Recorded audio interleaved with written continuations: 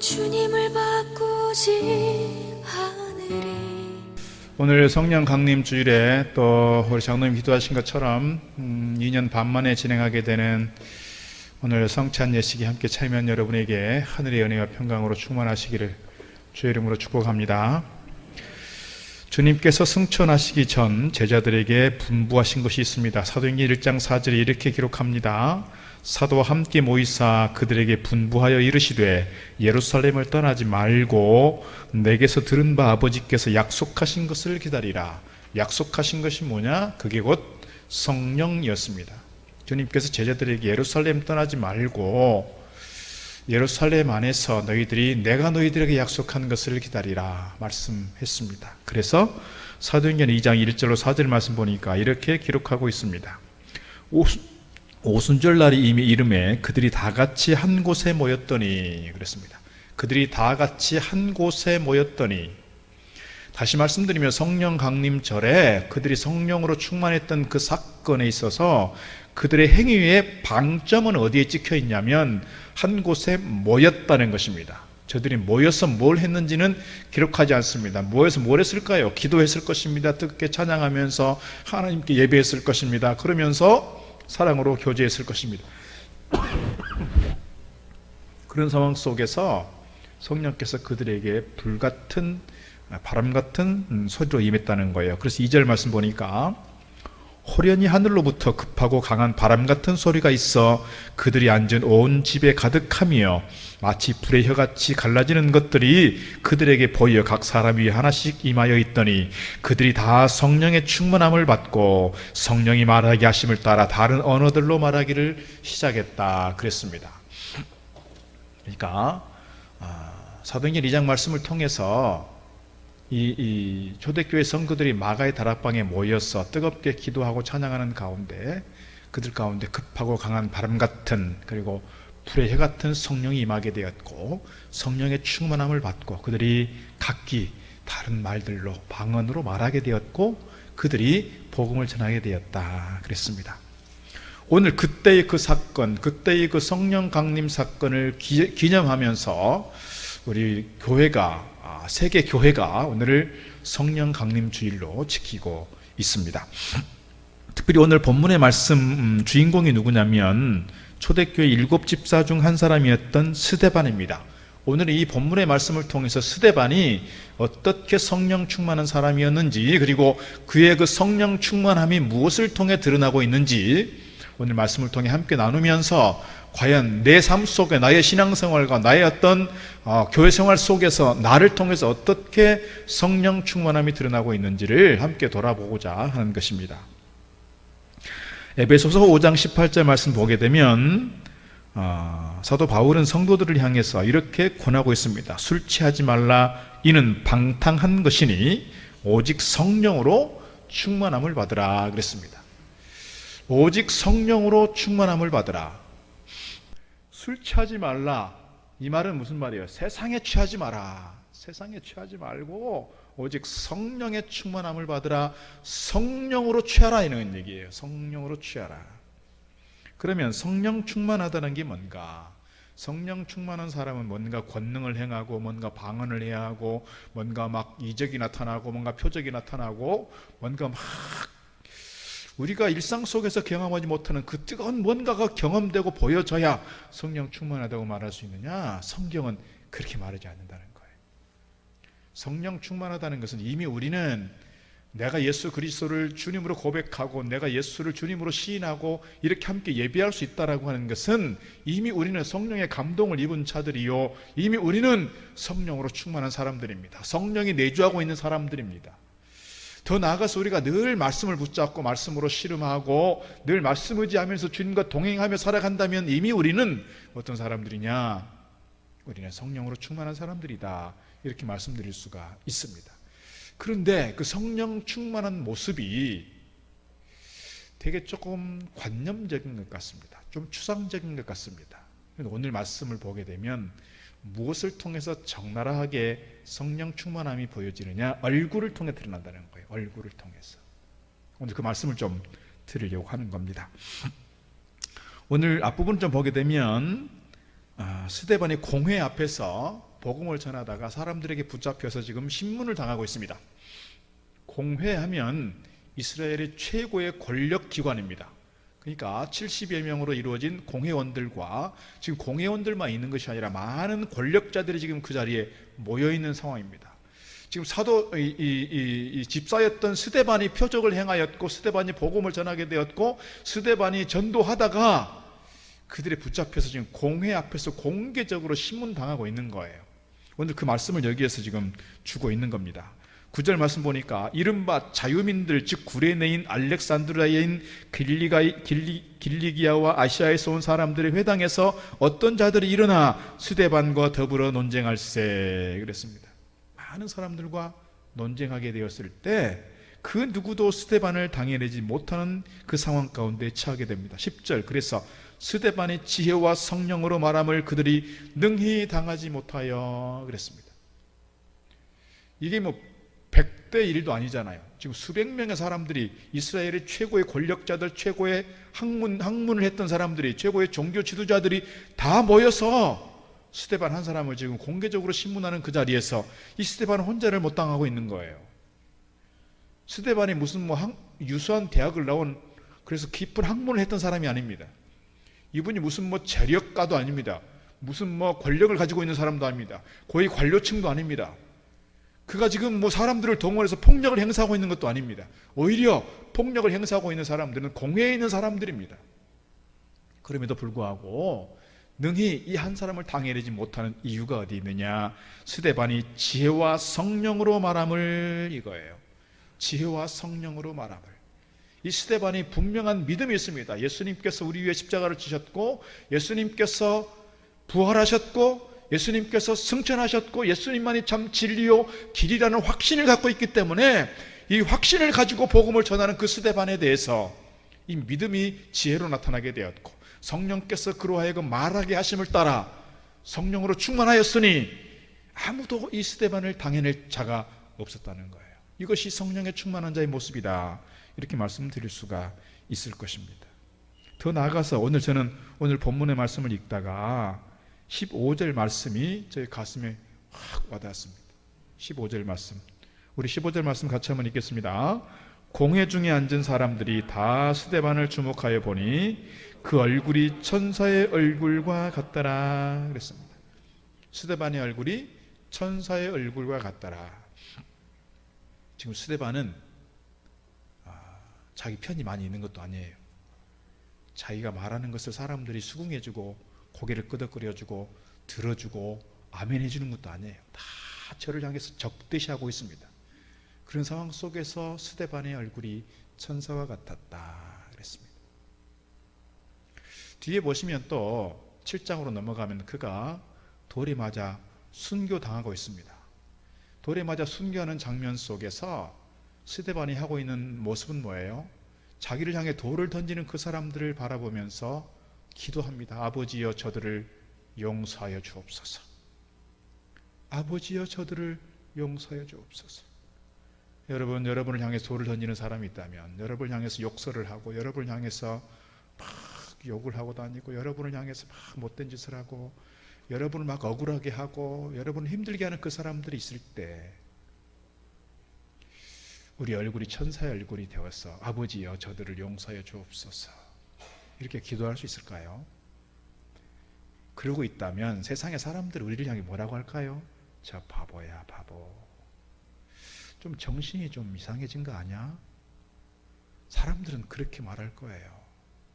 그렇게 억울한 일을 당하고 있으면서도 보통 사람들 같으면 막 화를 내고 막 목소리 높여서 막 억울함을 호소를 하고 같이 욕설을 하고 같이 막 화를 내고 해야 정상적인 것 같은데, 오늘 스데반은 그렇지 않아요. 그렇게 억울한 일을 당하고 그렇게 공격을 당하고 뒤에 보면 많은 사람들이 매수되어서 그를 공격합니다. 돌을 던집니다.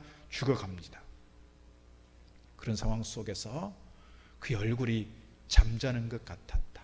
그만큼 평안했다는 것이고요. 그의 얼굴이 천사의 얼굴과 같았다. 이것은 그가 성령으로 충만하지 않고는, 영적인 힘이 아니고서는 그 무엇으로도 설명할 길이 없어요.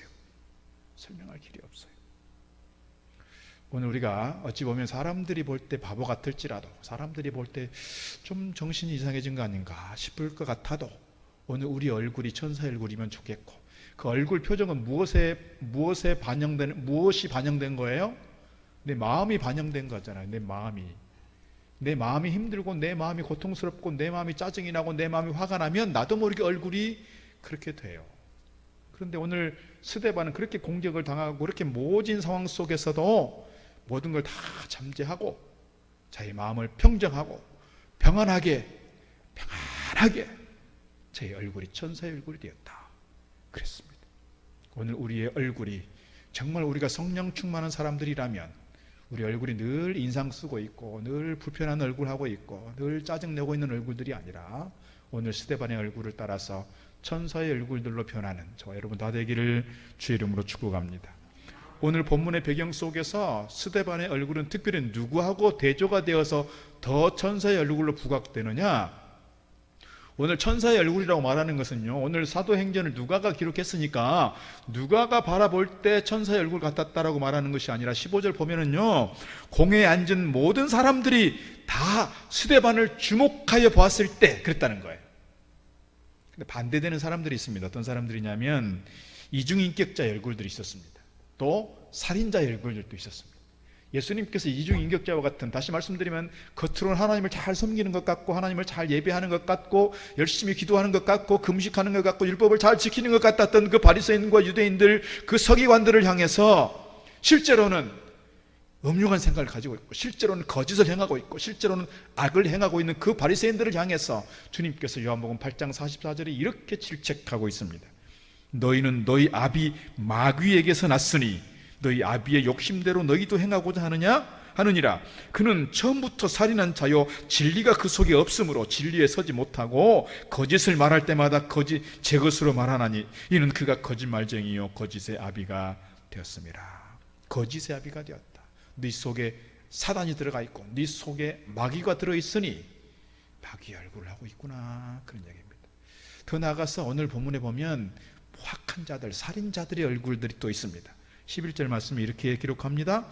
사람들을 매수하여 말하게 하되 거짓 증인을 세우는 겁니다. 여러분, 예수님께서 마지막 예루살렘에 입성하실 때 수많은 사람들이 예수님을 환영했어요. 종려나무 가지를 흔들면서 또 겉옷을 막 벗어서 길바닥에 깔면서 다윗의 자손 예수 이제 우리를 구원하소서, 그렇게 막 환호했던 사람들이 며칠 지나지 않아서 예수를 십자가에 못 박으라, 예수를 십자가에 못 박으라.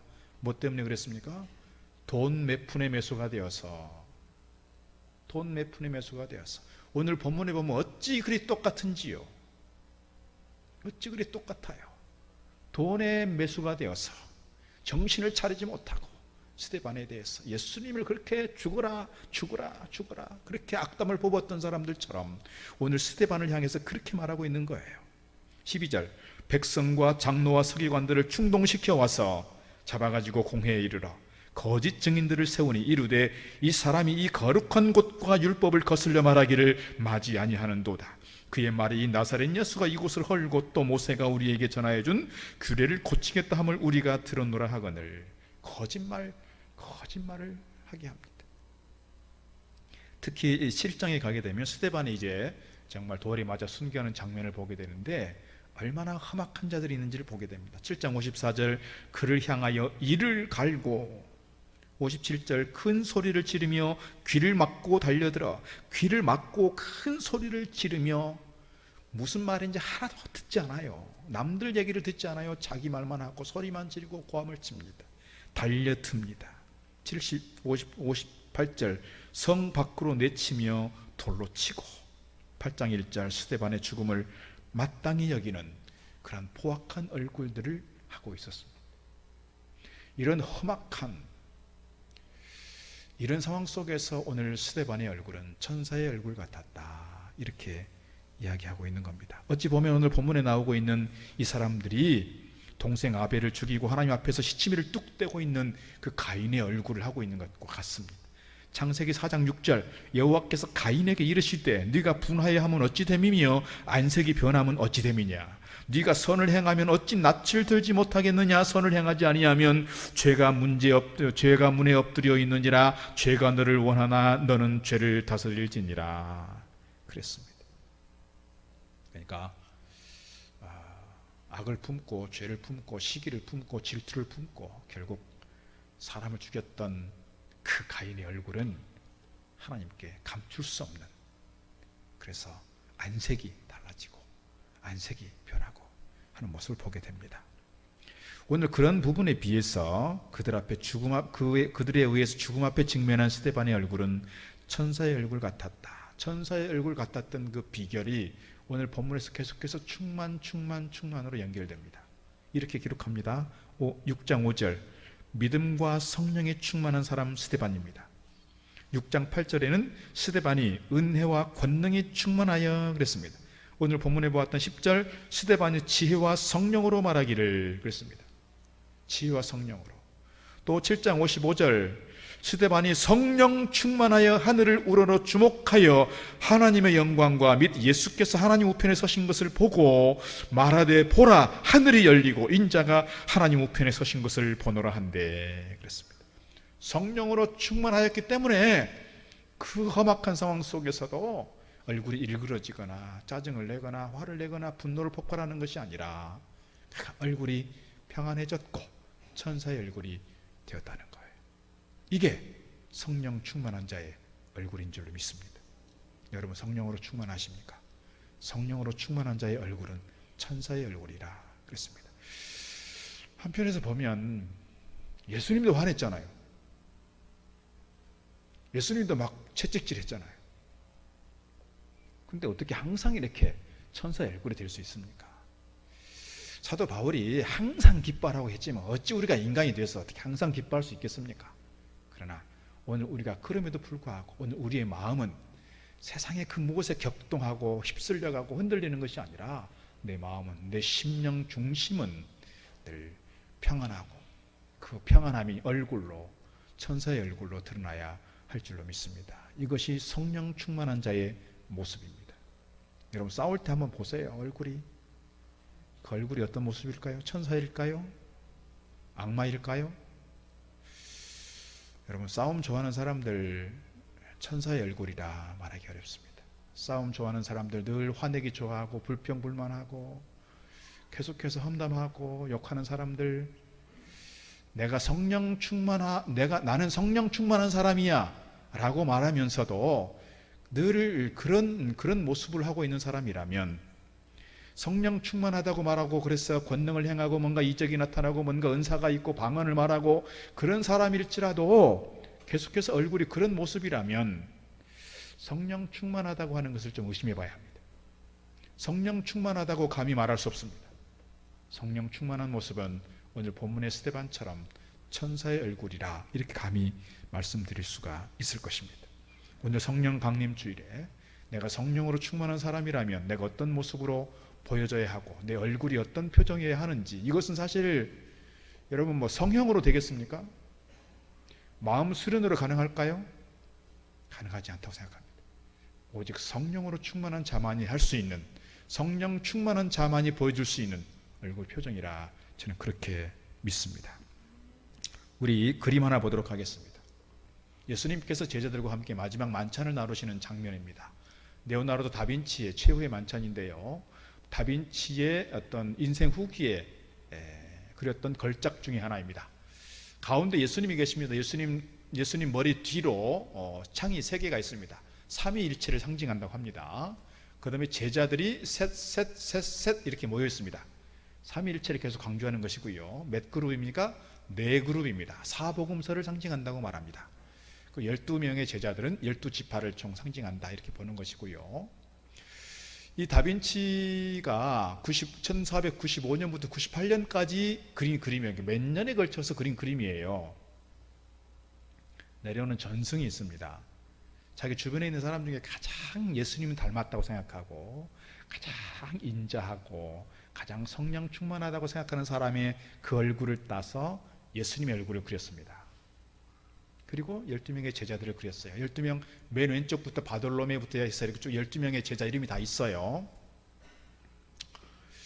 그리고 이제 맨 마지막에 누구 얼굴을 그리게 되냐면 가룟 유다를 그리게 되는 겁니다. 몇 년이 벌써 지났잖아요. 근데 주변에 사람들께 찾았습니다. 정말 포악하고 정말 살인자와 같고 배신자요. 그렇게 흉악한 사람의 얼굴을 찾아서 딱 이 사람의 얼굴이 가룟 유다구나 이렇게 그림을 그렸다는 거예요. 나중에 알고 보니까 예수님의 얼굴 모델과 가룟 유다의 얼굴 모델이 같은 사람이었다는 겁니다. 처음에 이 사람의 얼굴이 너무 인자해 보이고 너무 예수님처럼 닮아 보여서 예수님의 얼굴을 그렸는데 몇 년 사이에 이 사람이 막 범죄에 휩쓸리고 포악한 자가 되었고 감옥에 갔다 나오고 그렇게 얼굴이 일그러진 모습으로 변해 있는 모습을 보면서 이 다빈치도 자기도 모르게 그렇게 그 사람을 찝어서 그렸다는 것이죠. 오늘 우리가 성찬에 참여하게 됩니다. 성찬에 참여하면서 여러분 그 얼굴 중에서 가룟 유다를 한번 찾아보시죠. 잘 자세히 보이지 않겠습니다만은 예수님의 오른쪽에 있는 사람이 이렇게 기대고 있는 사람이 누구냐면 사도 요한입니다. 가장 어린 사도 요한. 그 다음에 그 사도 요한에게 머리를 바짝 붙이고 막 귓속말로 뭔가 말하고 있는 사람이 있죠? 이 사람이 가룟 유다라고 합니다. 자세히는 잘 안 보이지만 그 가룟 유다의 얼굴이 가장 그렇다는 거예요. 오늘 우리가 성만찬의 자리에 참여하면서 우리 얼굴이 가룟 유다의 얼굴이 아니라 주님의 얼굴이면 좋겠습니다. 주님의 이 얼굴이 오늘 스데반의 얼굴인 줄로 믿습니다. 이 스데반의 얼굴로서 우리가 함께 참여하기를 바라고, 이 스데반의 얼굴이 지금 당장으로 멈추는 것이 아니라 우리가 주님 앞에 가는 그 시간까지, 우리 일생 다 가는 그 시간까지 이 유다처럼, 유다의 모델이 됐던 그 어떤 특정한 사람처럼 그렇게 변해가는 것이 아니라 우리가 주님 만나는 그 시간까지 이렇게 거룩한 모습으로, 아름다운 모습으로 서가는 저와 여러분 다 되어지기를 주의 이름으로 축복합니다. 기도하겠습니다. 하나님 감사합니다. 오늘 성령 강림 주일에 오늘 우리 얼굴을 통해서 성령 충만한 자의 모습으로 나타나기를 소망합니다. 오늘 그렇게 험악했던, 그렇게 공포스러웠던 상황 속에서도 오늘 스데반의 얼굴이 천사의 얼굴 같았고 스데반의 얼굴이 잠자는 자와 같이 평안했던 모습을 저희가 기억합니다. 오늘 우리가 살아가면서 억울한 일을 당하고 힘든 일을 만나고 고통스러운 일들이 있을지라도 저희들이 쉽게 얼굴이 일그러지는 것이 아니라 주님의 얼굴처럼, 오늘 스데반의 얼굴처럼 성령 충만한 자로서 천사의 얼굴로 나타나는 저희들 되도록 인도하여 주옵소서. 그래서 오늘 저들의 얼굴이 주님께 영광이 되게 하시고, 저들의 얼굴이 교회의 얼굴 되게 하시고, 저의 얼굴이 주의 복음을 증거하는 전도지가 되게 하시고, 저희들의 얼굴을 통해서 많은 사람들에게 기쁨을 줄 수 있는 저희들 다 되도록 인도하여 주옵소서. 예수님 이름으로 기도드립니다. 나 무엇과도 주님을 바꾸지 않으리. 다른 어떤 은혜 구하지 않으리. 오직 주님만이 내 삶의 도움이시니